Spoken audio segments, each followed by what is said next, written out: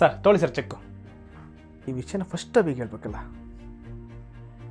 Hello Abhi, ಏನಿಲ್ಲ ಕಣೋ, ಅವತ್ತು ನೀನು ಸೆಕೆಂಡ್ ಹ್ಯಾಂಡ್ ಶೋರೂಮಲ್ಲಿ ಕಾರ್ ನೋಡಿದಲ್ಲ ಬ್ಲ್ಯಾಕ್ ಕಲರು, ಅದನ್ನ ನೀನು ಬರ್ತಡೇ ಪರ್ಚೇಸ್ ಮಾಡಿದ್ದೀನಿ ಕಣೋ, ಖುಷಿನಾ? ಹಲೋ ಅಣ್ಣ, ನಮ್ಮ ಹುಡುಗ ನಿಂಗೆ ಸೆಕೆಂಡ್ ಹ್ಯಾಂಡ್ ಕಾರ್ ತೊಗೊಂಡಿದ್ದ, ಅದ್ ನೋಡ್ರೆ ಕಳ್ತನದ ಕಾರು, ಕೇಸ್ ಎಲ್ಲ ಕ್ಲಿಯರ್ ಮಾಡ್ಕೊಂಡು ಇವಾಗ ಸ್ಟೇಷನ್ ಇಂದ ಈಚೆ ಬರ್ತಾ ಇದೀನಿ. ಸೊ ನೀನು ಆ ಕಾರ್ ಮೇಲೆ ಕಳ್ತನ ಕೇಸ್ ಇದೆಯಾ, ಇಲ್ಲಾಂದ್ರೆ ಏನಾದ್ರು ಆ ನಂಬರ್ ಮೇಲೆ ಕ್ರಿಮಿನಲ್ ಕೇಸ್ ಇದೆಯಾ ಚೆಕ್ ಮಾಡಿ ನೋಡು, ಇಲ್ಲಾಂದ್ರೆ ಆ ಕೇಸ್ ಎಲ್ಲ ಅಂತ ಮೇಲೆ ಹಾಕ್ತಾರೆ. ನೋಡ್ ಮಗ, ತಲೆನೇ ಕೆಡ್ಸ್ಕೋಬೇಡ, ಅವೆಲ್ಲ ಚೆಕ್ ಮಾಡಿದ್ದೀನಿ ಆಯ್ತಾ. ನಮ್ಮ ಗೃಹ ಕನ್ನಡ ವೀಕ್ಷಕರಿಗೆಲ್ಲ ನಮಸ್ಕಾರ ನಮಸ್ಕಾರ ನಮಸ್ಕಾರ. ನೀವು ಇದ್ರ ಬಗ್ಗೆ ಹೇಗೆ ಏನು ಎತ್ತ ಅಂತ ಯೋಚನೆ ಮಾಡ್ತಿದ್ರಾ?